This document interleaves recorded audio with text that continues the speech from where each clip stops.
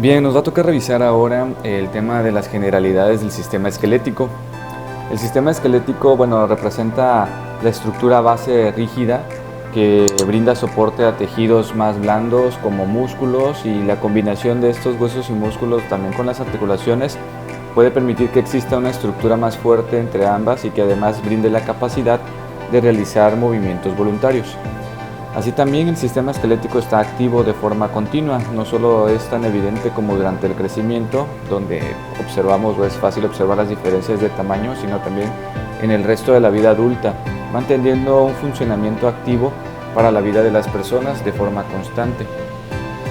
Entonces la relación como tal del sistema esquelético también obedece al hecho de que los mismos músculos tengan una comunicación con el sistema nervioso y que los puntos específicos del sistema esquelético sirvan como puntos de anclaje para lograr realizar un movimiento y obviamente otorgar fuerza y soporte a ese movimiento. Una forma que tenemos para poder determinar la clasificación del esqueleto es dividirlo en dos etapas, un esqueleto axial y un esqueleto apendicular. Si dentro de las características comentamos el esqueleto axial, pues va a representar aquel que se encuentre principalmente sobre la línea media. Como ustedes pueden observar, nosotros aquí vamos a ver que prácticamente todo lo que representa desde la parte superior comenzando con el cráneo, pues es lo que nos va a dar o otorgar el nombre de esqueleto axial. El cráneo es uno de ellos, todos los huesos que pertenecen al cráneo evidentemente van a ser parte de este. La columna vertebral va a ser parte de este, así también la parte específica del tórax sale con cada uno de sus elementos. Ahorita iremos especificando cada uno de ellos. Y el esqueleto apendicular, bueno, el esqueleto apendicular representa principalmente las extremidades. Hay que tomar en cuenta que dentro de estas características vamos a checar que las diferentes áreas, por ejemplo, hablando de los hombros, pudieran llegar a causarles un poquito de confusión porque pareciera que forman parte del tórax, pero no. Las articulaciones que forman principalmente el hombro, los huesos que van a formar el hombro, van a contar como un esqueleto apendicular, ¿vale?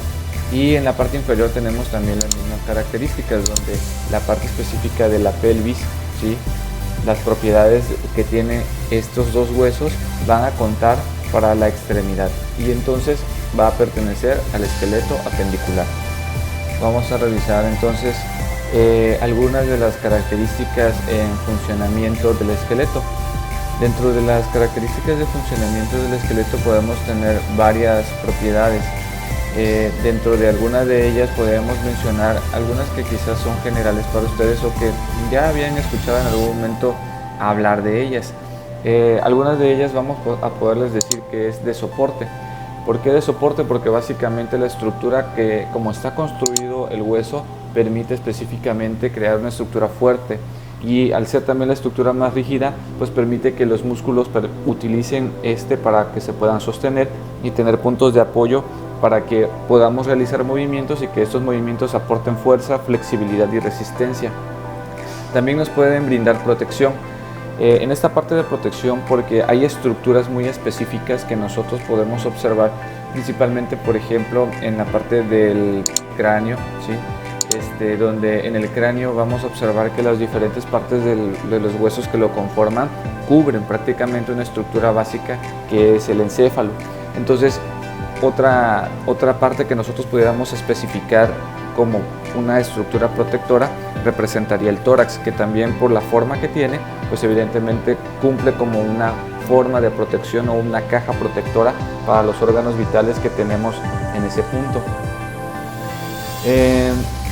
También hay que tomar en cuenta que hay algunos huesos que dentro de sí mismos pues producen también células sanguíneas, y bueno, esas células sanguíneas pues son algo importante, y al estar dentro de los huesos eso provoca que prácticamente sea muy complicado que cualquier otra sustancia o cualquier otro agente pueda ingresar hasta ese punto, haciéndolo un poquito más difícil.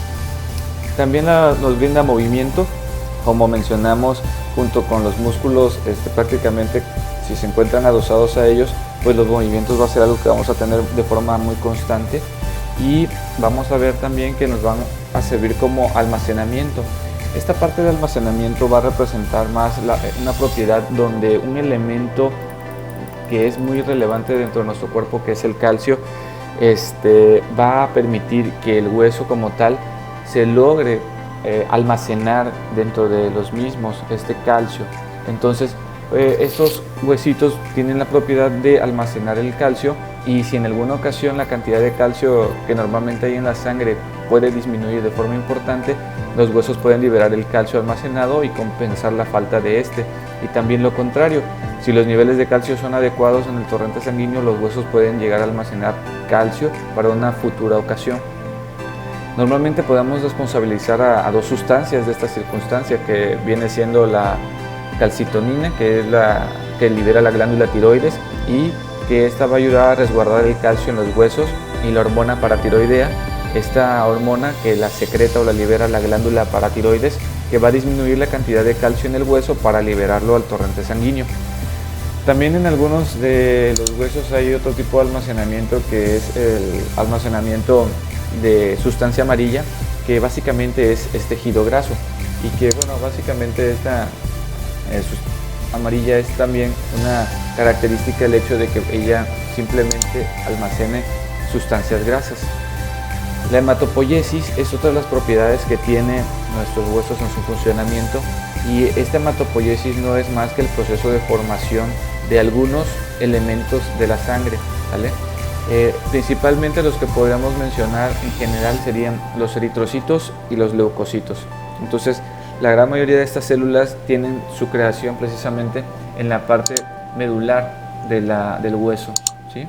Bien, ahora, para identificar la parte específica de un hueso, nosotros tenemos que buscar la forma de llegar a estudiarlo de forma apropiada. Entonces, para ir estudiando particularmente los huesos, vamos a darle ciertos nombres dependiendo de las formas que vayan adquiriendo. Ahorita vamos a revisar alguno de ellos. De los tipos de hueso o cómo los estudiamos, vamos a encontrar, por ejemplo, que tenemos huesos largos, vamos a tener huesos cortos, vamos a tener huesos planos, huesos sesamoideos, vamos a tener igual huesos irregulares o algunos sí, irregulares prácticamente. Entonces, de estos 5 clasificaciones que nosotros tenemos, prácticamente pueden haber diferentes características de los mismos, donde nosotros vamos a poder marcar algunas propiedades que tengan. Por ejemplo, en la característica propia del hueso largo, nosotros podemos identificar varios puntos de este hueso largo, y estas características de este hueso largo vamos a colocarle, por ejemplo, la diáfisis es la parte del hueso largo que semeja a un tubo hueco, ¿vale? Y que va a estar formado por hueso compacto duro. Sus propiedades es que son fuertes y ligeros, ¿ok? ¿Vale? Adentro de este hueso largo vamos a encontrar la cavidad medular, y la cavidad medular es el área hueca donde podemos encontrar la médula ósea y la médula amarilla. Vamos a encontrar las epífisis. Las epífisis van a ser los extremos de estos huesos. Los extremos serían las partes superiores o inferiores. Estos extremos de los huesos en algunas circunstancias están llenos de médula roja, ¿sale? Y vamos a encontrar la parte del cartílago articular, que es una capa fina, normalmente aquí representado viendo en este huesito esta zona, la parte articular, ¿sale? Que como tal va a funcionar como un amortiguador para los extremos de los huesos en sus puntos de articulación con otros huesos. Vamos a encontrar el periósteo. El periósteo es el que nosotros vamos a observar que cubre como tal el hueso, pero tiene una excepción, que prácticamente no va a cubrir las articulaciones, ¿okay? Entonces el periósteo solamente recubre toda la parte de la diáfisis y ciertas zonas de la epífisis, pero a excepción de la región específica de las caras articulares, ¿okay? Entonces vamos a tener también el endostio.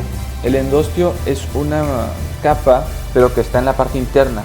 Como vimos, tenemos como que el hueso es hueco, ¿no? Y que en esta parte hueca podemos encontrar médula roja, médula amarilla, y que adentro de, si quitáramos esta médula roja y esta médula amarilla, lo que está recubriendo va a ser endostio. que esta membrana va a tapizar prácticamente esta cavidad. Bien, de ahí la característica, por ejemplo, que vamos a tener con otros, bueno, estas serían las generalidades que tendríamos con la parte de los huesos largos. Entonces hay que identificar siempre sus epífisis proximales, epífisis distales, su diáfisis, la parte del periósteo, endostio y la cavidad medular. ¿Ok?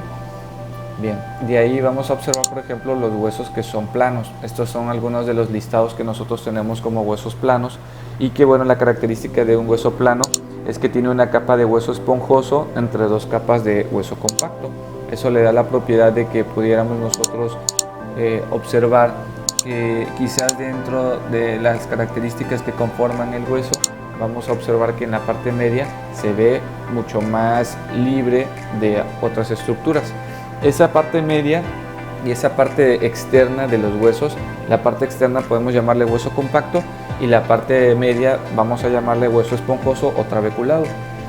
También las escápulas están en esta clasificación de hueso plano, el esternón está en esta clasificación de hueso plano y las costillas están en esta clasificación de huesos planos. De ahí los huesos largos que ya estábamos platicando, dentro de sus características el húmero, el radio, el cúbito. En algunas literaturas podemos encontrar al cúbito como ulna, el fémur, ¿sale?, la tibia y el peroné, ¿sale?, el peroné, que en algunas literaturas podemos encontrar como fíbula. Los diferentes huesitos metacarpianos y metatarsianos, no olvidar que metacarpiano se refiere a los huesos de la mano y metatarsiano se referirá a la región de los pies, y las falanges tanto superiores o de los miembros superiores como de los miembros inferiores. De ahí vamos a tener los que representan los cortos o huesos cortos, o algunos le dicen cubideos, pero queda mejor la parte de huesos cortos, que no tienen una estructura muy bien definida. Tenemos los carpos como los principales representantes y los tarsos, que van a tener como que una forma un poquito más cuboidea, ¿ok? Y de ahí vamos a tener la parte de los huesos irregulares, que dentro de esta clasificación entran las vértebras, ¿vale? Y vamos a tener a los huesos de características pélvicas, que van a ser también otro tipo de hueso irregular. Y de ahí el sesamoideo, que, bueno, vamos a tener como la patela o la famosa rótula como uno de sus principales ejemplos. Una de las cosas que vamos a entender, y habíamos comentado, es que vamos a tener un hueso de características compactas, ¿sale?, como lo que se ve aquí, y un hueso de características esponjosas, ¿no?, como la que se ve aquí. Cada uno de ellos tiene construcciones diferentes, ¿sale? Vamos a ver, por ejemplo, el hueso compacto, bueno, normalmente es la capa más externa de los huesos, ¿no? O sea, siempre es lo que está más externo, y sus propiedades principales es que es muy duro y denso. Vamos a observarlo incluso como si fuera un objeto sólido, pareciera ser muy sólido. El hueso normalmente va a estar compuesto por unas estructuras que se llaman ostionas, o también conocidos como sistemas de Havers. Esta ostiona, vamos a observar, si nosotros acercáramos nuestra mirada hacia esta parte, vamos a ver que esta estructura que usted observa aquí, ¿sale?, representa la ostiona, que es este círculo que compone parte de las estructuras específicas del hueso compacto. Aquí esta ostiona va a tener diversas capas. Estas capas vamos a conocerlas como lamelas. O sea, las diferentes áreas que ves aquí como si fueran capitas alrededor se le conocen como lamelas. Y atendiendo el esquema, básicamente cada ostiona tiene diversas capas de lamelas concéntricas que van a ir rodeando particularmente un punto central, y este punto central se va a llamar canal de Havers, ¿sale?, o también canal central, pero son las dos formas que las puedo yo encontrar: canal de Havers o canal central, que normalmente va a contener vasos sanguíneos. Estos canales van a estar conectados entre sí con otro tipo de canales que se van a conocer como canales de Volkmann, y estos canales de Volkmann son canales que van a estar comunicados de forma transversa. Entonces los canales de Havers van a estar comunicados prácticamente de una forma longitudinal, o sea, por ejemplo, a todo lo largo, y los canales de Volkmann van a estar comunicando de forma transversa, ¿ok? Bien, De ahí vamos a tener una estructura que se llama osteocito, aquí caracterizada con esta imagen de características amarillas. Estas son células maduras que antes eran otro tipo de célula llamada osteoblasto. Antes eran osteoblastos, ahorita ya nada más son osteocitos. Y estos osteoblastos, lo que hay que recordar ahorita es que ellos producen hueso.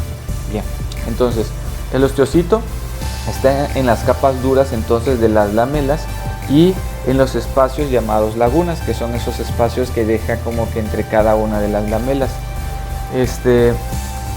Los canalículos que conectan entre sí las diferentes lamelas son llamados espacios de laguna, ¿sale? O sea, estos pequeños por donde se puede llegar a ver que se comunica incluso un osteocito con otro osteocito, ¿sí? Entonces estos canales o canalículos van a conectar las lagunas entre sí con el canal central de cada ostiona. Si se da cuenta, cada ostiona va a recibir o va a dividir toda la sangre que le llegue, por ejemplo, por un canal de Havers a través de estos canalículos de las diferentes lamelas para que pueda llegar precisamente a todos los osteocitos alrededor de toda esta estructura que llamamos ostiona. Esta es como que desde la parte interna, pero también desde la parte externa puede llegar irrigación, que es por medio del periósteo. El periósteo va a tener la facilidad de que dentro de sus capas van a correr precisamente los vasos sanguíneos que van a penetrar o van a entrar, ¿sale?, hacia el hueso para darle irrigación. Bien. De ahí la característica del hueso esponjoso, que es la parte interna del hueso, y normalmente pues tenemos que es de característica porosa. ¿Sí? Si usted se da cuenta, prácticamente parece una esponja, y que dentro de estas cavidades pues prácticamente dentro de la misma o dentro, digamos, de cada uno de los espacios que tiene van a estar ocupados por, dependiendo, médula roja o médula amarilla. ¿Ok? Bien, y aquí vemos una estructura un poquito más larga. Vemos el hueso compacto, ¿sí? La estructura que estábamos platicando hace un momento, que esto representaría una ostiona. Esta ostiona, pues observábamos que tiene propiedades específicas porque cada ostiona está diferenciada por diferentes lamelas. En cada una de las lamelas hay pequeños espacios que se llaman lagunas. Las lagunas, entre cada una de ellas se puede comunicar por canales de lagunas o canalículos, y todos van a converger en un punto o canal central que se llama canal de Havers, ¿sale? Ese canal de Havers, la característica es que por ahí recorre el vaso sanguíneo, y este vaso sanguíneo pues es por medio de los diferentes canalículos que hay, que lleva todos los nutrientes a las diferentes partes de las lamelas que la ostiona tiene. La ostiona y los vasos sanguíneos. ¿Okay? Bien, entonces si se da cuenta, todos estos vasos sanguíneos recorren en toda la longitud el hueso. ¿Okay? Al inicio de la formación del hueso en el feto, los huesos pues todos empezaron como estructuras de cartílago o cartilaginosas. Con el proceso del crecimiento y la osificación, estos fueron tomando características finales del adulto. Durante este proceso que lleva en una continua remodelación, se requiere mucho la actividad de dos células principales. Estas dos células principales van a ser los osteoblastos y los osteoclastos. Entonces estos osteoblastos y estos osteoclastos van a ser los que nos van a indicar a nosotros las funciones básicas que tiene el hueso conforme a la construcción y a la destrucción, ¿vale? Porque nosotros vamos a darle como tal dos características principales, ¿no? La parte del osteoblasto, aquel que crea hueso, y la parte del osteoclasto, que es aquel que llega a destruir el hueso para lograr liberar, ¿sale?, el calcio al torrente sanguíneo. Entonces estas dos células siempre están en constante movimiento, en constante función durante nuestra vida. Entonces es por eso que nosotros tenemos que entender su funcionamiento: osteoclasto, destrucción de hueso; osteoblasto, construcción de hueso. Ya entendiendo esto, entonces vamos a hablar acerca de algo que se llama osificación endocondral. Esa osificación endocondral es cuando un hueso largo crece y se va osificando a partir de ciertos lugares que vamos a llamar centros de osificación. Estos centros de osificación van a ser los puntos por los cuales normalmente un hueso largo va a tener la propiedad de lograr crecer, ¿okay? Ya que de otra forma muy probablemente este huesito largo no llegue a obtener la característica. Entonces normalmente estos digamos centros de osificación vamos a encontrarlas siempre en las epífisis superiores, o los que son los extremos de los huesos largos, y también en las epífisis inferiores. Y otra vamos a encontrarlo en la diáfisis, o sea, el hueso puede crecer tanto por la parte de las diáfisis, que son sus lados, como con la parte de la diáfisis, que es su parte central, como la parte de la epífisis, que son sus lados. Vamos a ver que van a existir un área de cartílago que se va a llamar placa epifisiaria y que se va a mantener siempre entre la epífisis y la diáfisis, que normalmente siempre la vamos a ver aquí en los bordes entre cada estructura, de decir la diáfisis y decir la epífisis va a estar siempre en medio. Y esa característica va a ayudar a que nosotros podamos revisar siempre que el paciente o de que la persona haya terminado o no haya logrado terminar su crecimiento, ya que esta, digamos, línea o placa epifisiaria siempre se va a mantener mientras exista el proceso de crecimiento del hueso largo. Incluso se utiliza como un parámetro característico para determinar si ya la persona detuvo su proceso de crecimiento o no. Ahora, la parte de la osificación intramembranosa, esta es un poquito más característica de huesos planos. ¿Por qué? Porque se diferencia un poco, ya que no tiene como que la misma estructura un hueso plano que los huesos largos. Entonces, la parte diferenciadora en esta parte de los huesos es que particularmente y de forma paulatina va a ser el método donde los huesos planos, como al momento de nacer, no van a estar completamente osificados, y hay partes que son cartílago, y por consecuencia no va a ser duro, sino va a tener características blandas. Y con el paso del crecimiento de este cartílago se va a ir osificando gracias al proceso de los osteoblastos y osteoclastos, que van a estar realizando este proceso de remodelación continua, y así estas zonas blandas van a construir precisamente el hueso compacto. Y así esas áreas que estaban hechas de cartílago se van a sellar y se van a cerrar por completo, y así pues ya obtener el cráneo adulto.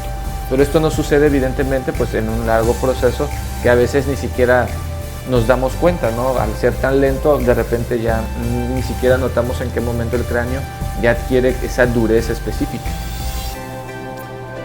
Ok, ahora platicando acerca del esqueleto axial, vamos a enfocarnos específicamente en las propiedades del mismo. Hay que tomar en cuenta sobre todo qué huesos lo componen, porque es a partir de esto que nosotros tenemos que revisar todo. Ya habíamos llegado a la conclusión de que el esqueleto axial, bueno, lo componía el cráneo, lo componía la parte de las vértebras, la parte torácica, y hay un huesito que aquí no mencionamos, que es el hioides, ¿sale? Que es este de aquí, ¿sale? Este pequeño huesito hioides que pues como tal no pertenece al cráneo, pero que nosotros ahorita lo vamos a mencionar porque pues es un hueso y forma parte del esqueleto axial. Bien, entonces empezando por el cráneo, tenemos nosotros que entender que tenemos una división aquí en el cráneo, ¿vale? Los huesos que son propiamente del cráneo y los huesos que son propiamente de la cara, ¿vale? En este punto vamos a tener que revisar cada uno de los huesos, ¿sale? Vamos a ver que en la parte del cráneo vamos a tener un hueso occipital que va a representar mucho la parte posterior. Vamos a tener un hueso parietal que va a recubrir prácticamente toda la parte superior del cráneo. Ojo, de este hueso parietal tenemos dos huesos parietales, derecho e izquierdo. Vamos a tener huesos temporales que van a estar a los costados de nuestro cráneo. Nosotros los podemos identificar como aquellos que se encuentran a los costados de nuestras orejas, y que también recuerde que hay dos, temporal derecho y temporal izquierdo. Vamos a tener el huesito frontal, que es lo que va a representar precisamente esta región que nosotros tenemos aquí en la parte de enfrente y que la conocemos precisamente con el mismo nombre. Y en la parte interna casi que no se ve nuestro huesito esfenoides. Este hueso esfenoides es muy importante. Pudiéramos nosotros señalar que la zona que nosotros podemos observar del esfenoides, nosotros la conocemos como la sien. Si tú ubicas parte externa de tu ojo, ¿sí? Ese punto donde el párpado superior se une con el inferior justo de la parte lateral, y pones 2 deditos al costado de eso, quizás estás tocando ahí precisamente esta zona del huesito esfenoides en una de sus porciones.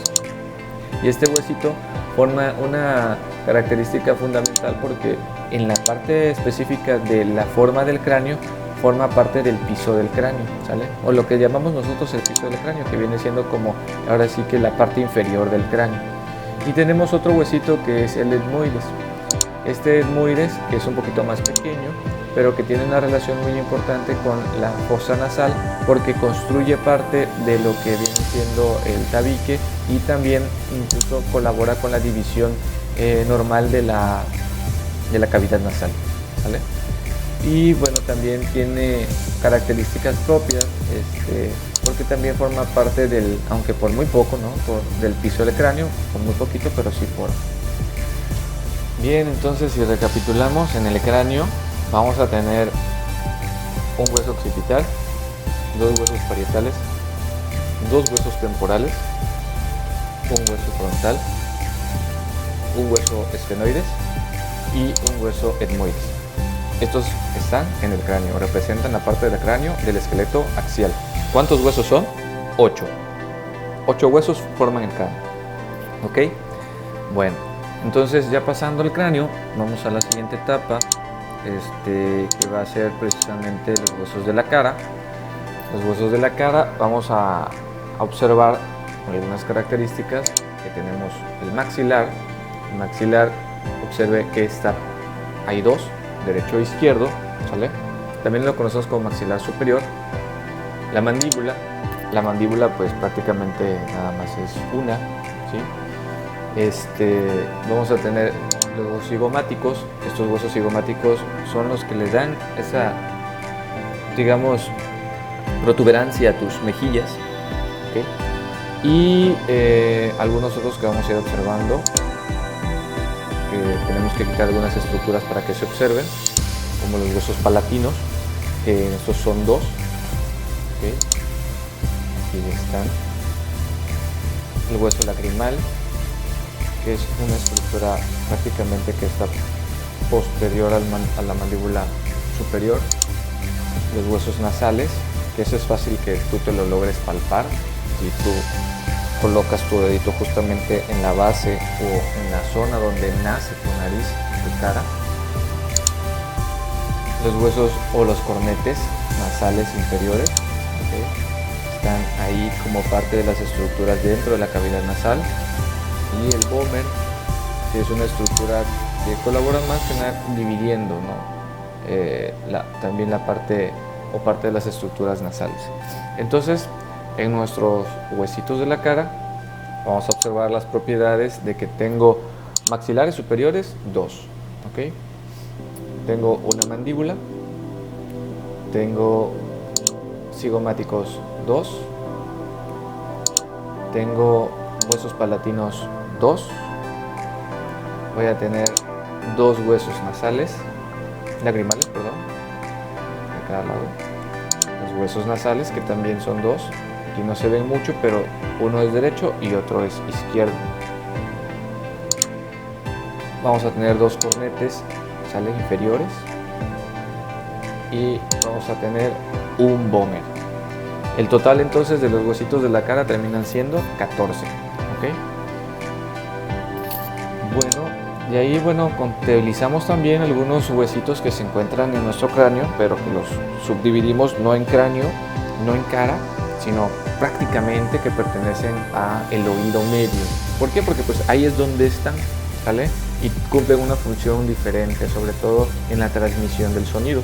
Vamos a ver que vas a tener uno que se va a llamar martillo, que obviamente por cada oído tienes uno, entonces serían 2. Vamos a tener otro que se va a llamar estribo, ¿sale? Y otro que se va a llamar yunque, ¿okay? Entonces estos 3, martillo, yunque y estribo, van a estar en el oído medio y vamos a tener uno de cada lado. Eso va a hacer que yo tenga 6 huesitos que están en el oído medio, ¿okay? En total. Bueno, nada más aquí es para ver este pequeño foramen que son lugares donde normalmente el cráneo va a tener diferentes grados de comunicación. Todas estas secciones van a entrar vasos sanguíneos, nervios, aquí principalmente la médula espinal, por donde se va a comunicar toda la información hacia las demás partes del cuerpo.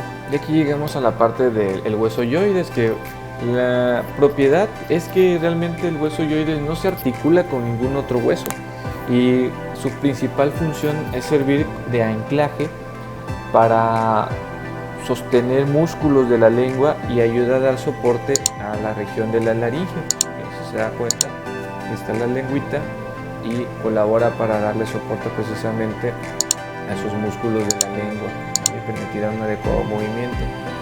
¿Y cómo colabora con la laringe? Bueno, porque también colabora en formar este anillo por donde va a pasar aire, ¿vale? En la parte inferior vamos a tener la tráquea y demás, y que va a continuar formando una estructura semirrígida aquí en la parte de su cuello. Vamos a revisar la parte de la columna vertebral.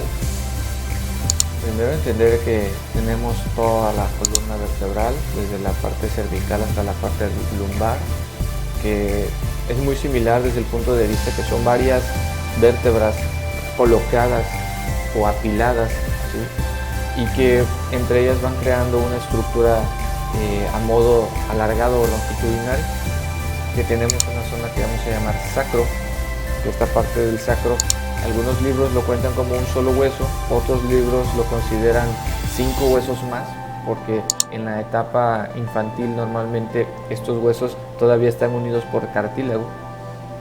El coxis, ¿sale?, que es la última parte estructural, ¿sale? Normalmente algunos también lo consideran o de un solo hueso, o a veces otros lo consideran el número de huesos que ahí se fusionaron, que normalmente son 3 a 4. Dependiendo de la literatura esto puede cambiar un poco. Y revisar que por dentro de todas estas estructuras, la superior sobre todo, por donde vimos que estaban las vértebras apiladas, en el centro por un canal medular o por un canal de la vertebral va a viajar o va a encontrarse la médula espinal. ¿Okay? Bien. Hay que entender algo muy importante con cada una de las vértebras, ¿no? Podríamos considerar ciertas partes específicas de las vértebras. Por ejemplo, esta sección grandota se le va a llamar cuerpo de la vértebra. Vamos a ver que tenemos una apófisis espinosa que va a representar la parte posterior de la vértebra, ¿sí? Podemos también tener el agujero vertebral, que bueno, el agujero vertebral es precisamente el espacio por donde tiene o viaja la médula espinal. Y vamos a tener a las apófisis auriculares, que están a los lados, ¿sí? Y que estas van a contener o van a tener áreas específicas para las articulaciones con las vértebras superiores e inferiores.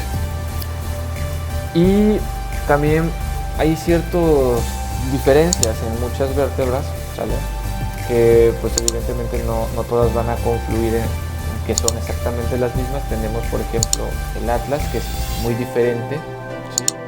El atlas, a pesar de que es una vértebra, va a tener características o propiedades donde nosotros vamos a observar que es un gran anillo, y este gran anillo va a tener una característica de poder permitir el desplazamiento de una estructura que se va a llamar apófisis odontoides, y que esta apófisis odontoides pues no pertenece al atlas, le va a pertenecer al axis.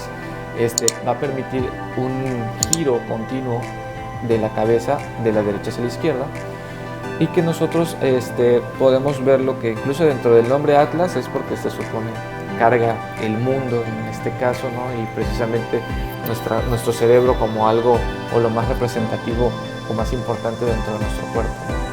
El axis, que es la segunda, el axis dentro de la característica que tiene precisamente esta apófisis odontoides que les comento, también le dicen diente, ¿sí?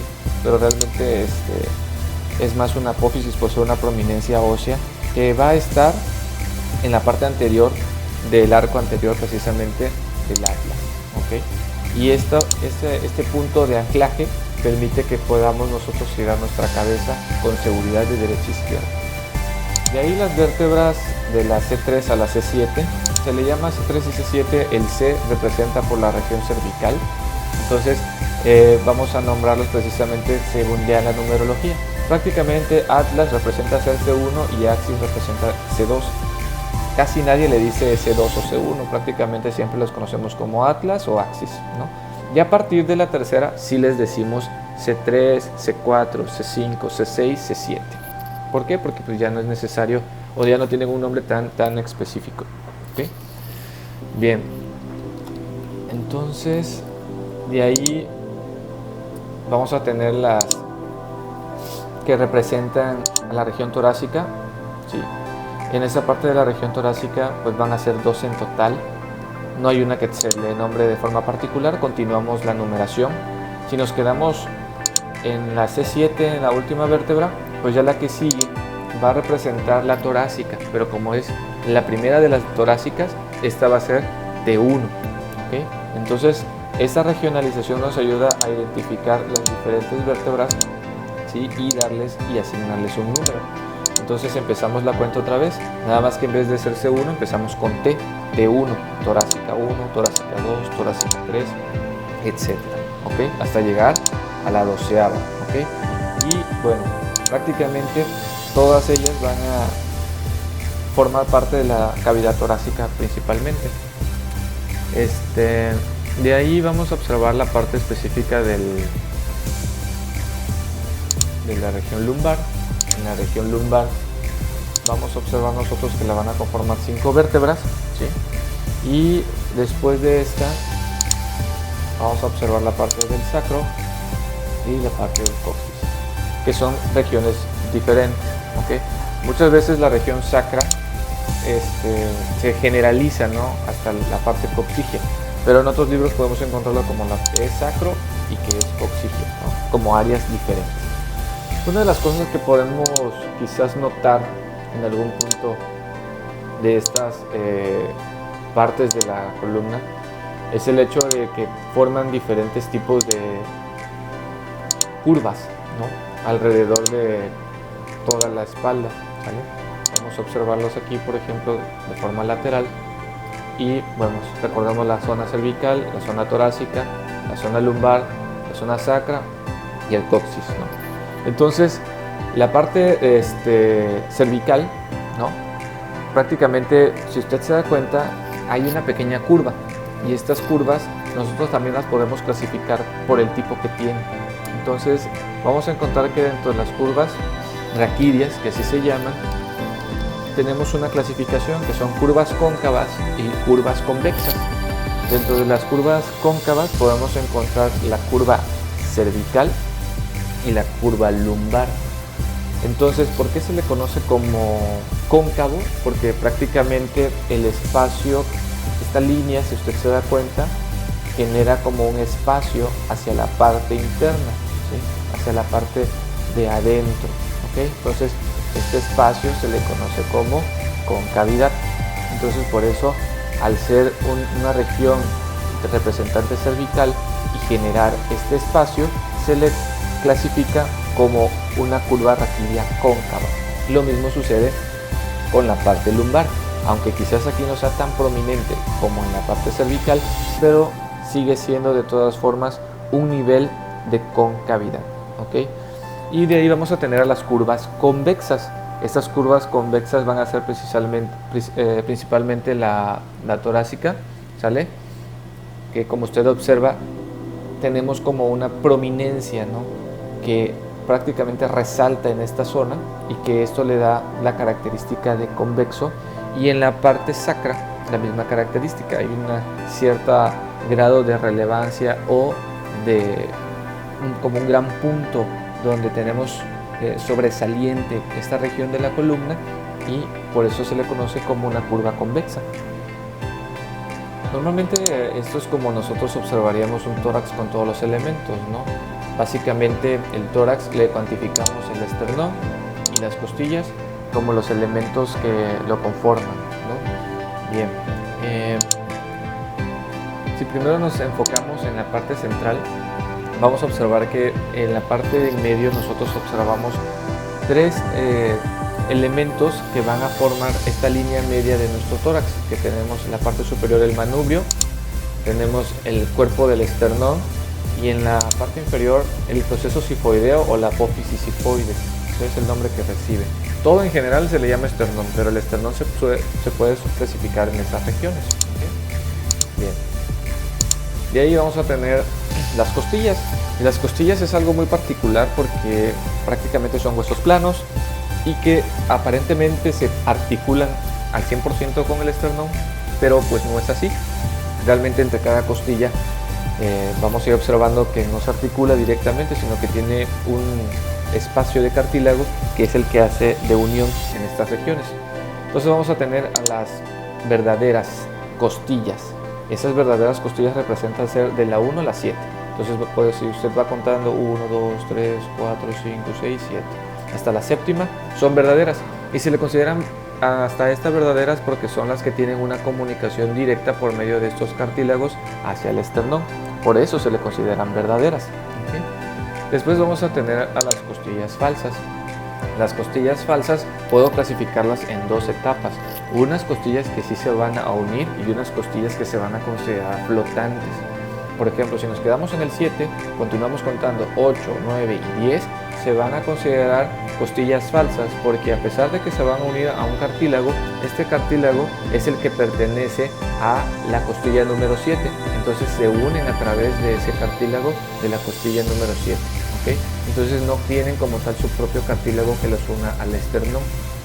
Y las flotantes de plano, ellas no se van a unir por ningún cartílago al esternón. Incluso estas costillas, la 11ª y la 12ª, se encuentran más en una región posterior del tórax. ¿Okay?